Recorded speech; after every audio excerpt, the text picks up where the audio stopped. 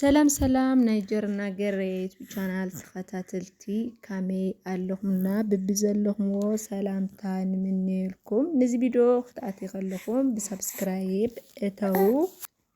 መጀመርያ ለዚ ቪድዮ ክትኣት ከለኹም ብሰብስክራይብ ላይክ ደስ ለለኩም ርኢቶ ጽሓፍሉና ኢኹም ብመጻል ዩቲዩብና ምትባዕ የድልየና ኣሎ ሰብስክራይብኩም የድልየና ኣሎ ማለት ርኢሉ ወጽ ሰብ ብዙሕ እዩ ግን ሰብስክራይብ ኣይትገበርሉኹም ጎርልና ቤዛኹም ኣተባብዕና ክንዓቢ ታይድዩ ዝርየ ሰብ ብዙሕ እዩ ግን ሰብስክራይብ ከይገበረሉ ወጽን ንኣኹም ኣይጎድአኩም ምርኣይኩም ዘይተርፈኩም ሰብስክራይብ ነግበርኩም ላይክ ተገይርኩም ላለ ናብ ብዙሕ ሰብ ንኽበጽሕ እዩ ንሕግዘና እና ምትውዋዕኹም ኣይፈለየና ሎማዓንቲ ከዓ ናብኹም ሒዘዮ መጽእ ዘለኹ ኣብ ዝሓለፈ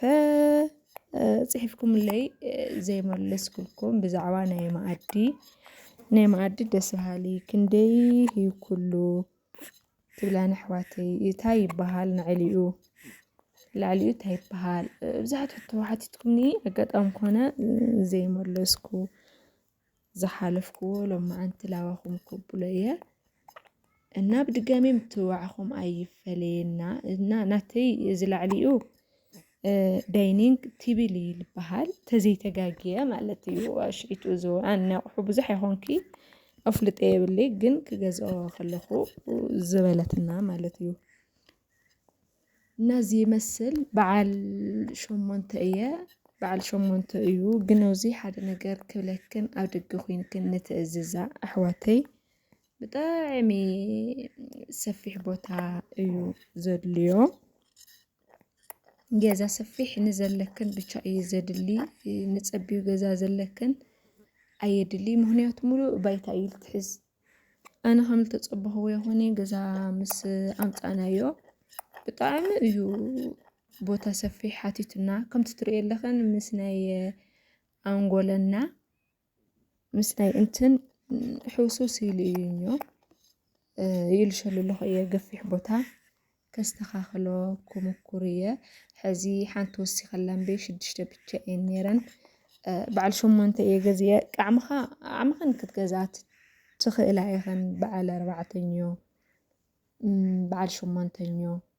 በዓል 6ኞ ቃዕምኸን ግን ኣነ መግዛእና ዘይተርፈና ግፍሕ ልበለ ሕይሽ ኢለ እየ ግን ኣጋጣሚ ኮይኑ ገዛ ምስ ምጻኽዎ ፀዊው እና ገፊሕ ቦታ እንትሒዝክን ብቻ እዩ ናብ መኣዲ ዘድሊ ተዘይኮይኑ ግን ከምዝናተኞ ልኩት ክብል እዩ ካብ ዋግኡ ናተይ 60,000 እዩ ዋግኡ ንብረት ብጣዕሚ እዩ ልገርም ካብ ወርሒ ንለይቲ እዩ ናወስኻ ንለይቲ እዩ ናወስኻ ልሓድር ዓሚ ክሓትት ከለኹስ 45,000 ኢሎም ነይሮም በዓል 8 ማለት እዩ ይገርም እዩ ካብኡ ኣብ ቀረባ ግዜ ቅድም ኢለ ሓቲተለ ክንደይ ኢሎምኒ 55 ኣብ ዝሓለፈ እኳ ሓቲትኩምኒ ኣምፂኢልኩም ነይረ ሕዚ ከዓ ይግረምኩም 60,000 5,000 ወሲኹ በተለይ ናይ 5,000 ኣፈላላይ ብጣዕሚ እዩ ኣብ ቀረባ እና ቦታ ሰፊሕ ሳሉን ዘለኩም ገዝኡ ንብረት ገዚእኻ ምጽናሕ ሓሪፍ እዩ ምኽንያቱ ስለልውስኽ በቃ ይተዓጻጸፍ ሊትና ቀትሪ ብጣዕሚ ናይ ዋጋ ኩነታት ናወስኸ እየ ንኸድ ገዚእኻ ምጽናሕ ልመስሉ የድለይ ካብኡ ግን ቃዕምኻኛ እዩ ኣብዚኣ ግን ዋላ ጸቢብ ገዛ ዘለኩም እውን በዓል 4 ኣሎ እዩ 45,000 ብጣውላ ኣሎ ብዝናይ ቅድም ኢሉ እዩ መጺኡ ከምዚ ፋሽን ኣይኾነ ግን ብጣውላለ ኣሎ እዩ 45,000 እዚ 60,000 ተደሊኹም እውን ሰራሚክ ቆንጆ ሲሉ ፋህ ልበለ ማለት እዩ እስካብ 140,000 ኣሎ 90,000 ኣሎ 80,000 ኣለ እና ናይ ዋጋ ነገር ልተፈላለየ እዩ ናትና እኳ ምጥን ልበለ ኢና ገዚእና ብጣዕሚ ኢና ገዚእና ካብዚ ቦታ ናይቲ ብቦታስ ቀይሮዮ ታይዱስ ቦታ ካብ ማቻች ደልየ የ ል8ቲኡ ክቕምጥ ደልየ ኣላዒለዮ ምክንያቱ ምግቢ ቀረብ ካለ ብጣዕሚ እዩ ፅብብ ዝብለና በቃ ልኩት ናትና ሳሎን ከምቲ ትሪእዎ ብጣዕሚ እዩ ገፊሕ ግን ብጣዕሚ እዩ ልኩት ልብል ልዙ እዩ ቦታ የድሊ እዩ ዝለኩም ኣለኹ ንሎማዓንቲ ቢደና እዚኣ ትመስል ነይራ ግን ምግዛእ ዘይተርፍ ግን በቃ ጥልል ዝበለ እዩ ሓሪፍ ብጣዕሚ እዩ እውን ጠቃሚ እዚ ጣውላ ለኩሉ ነገር ይጠቅመካ እዩ ኮምፒውተር ምናምን ትጥቀሙ ተኮይንኩም ዝኾነ ነገር በቃ ጣውላ ስሕብ ኣቢልካ ኣብ ክንዲ ሶፋ እዩ ጋሻ ክመፅእ ከለ ዝኾነ ጉዳይ ክትሕልፍ ከለኻ ወንበር ኣይትችገሪ በተለይ ኣብ ከተማ ናብ ወንበር ናብ ክራይ ናብ ገለታት ኣይትኸዲ 8 ሰብ ማለት ሓደ መኣዲ ማለት እዩ ካብኡ መፃል ሰራሚክሲ ናይ ውሽጢ ዓዲ ድዩ ወይስ ናይ ደገ እዩ ዝበልኽናኒ ተዘይተጋገየ ናይ ውሽጢ ዓዲ እዩ ግን ማዕሮ እዩ ኣብዚ ክናገረክን ናይ ደገና ናይ ውሽጢ ዓዲ ሰራሚክ ምንም ኣፈላላይ የብሉ ገንዘብ ኣፈላላኝ እዩ ናይ ውጭ ዓዲ ሰራሚክ ናይ ውጭ እዩ ኢሎም ይሸጥልካ ኣፈላላኝ እዩ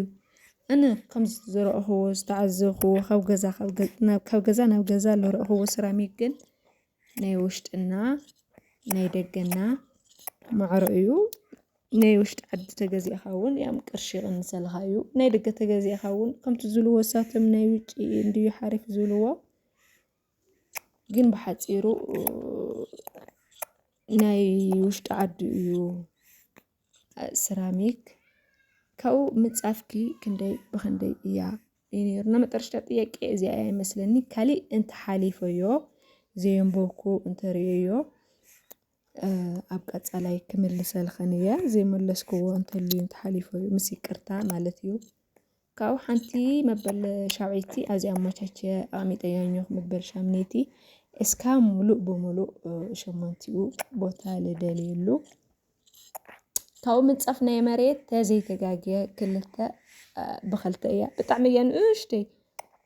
እና ምግዛእኹም ይተርፈኩም በተለይ ደገ ዘለኽን ምግዛእኽን ይተርፈክን ፅብቕ ዝበለ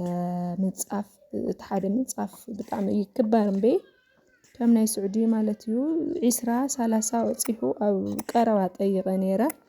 ዘይቀሪ ግን እሱ ግዝኣ እዚ ንጊዜያዊ እዩ እምበይ ብዙሕ ኣይኮነ ንቆልዑ መጫወቲ ገለ እዩ እምበይ ተረጋፂ በተለይ ብጣዕሚ እዩ ፅቡቕስ ኣይኮነ ነዊሕ ኣይኽይድ ምንፃፍ ማለት እየ ግን ልስሉስ እዩ ንቆልዑ መጫወቲ ኣንፂፍካ ገለ ግን ኣፅፊፍካ ንኣቶም ብቻ ማለት እዩ ግን ብጣዕሚ እዩ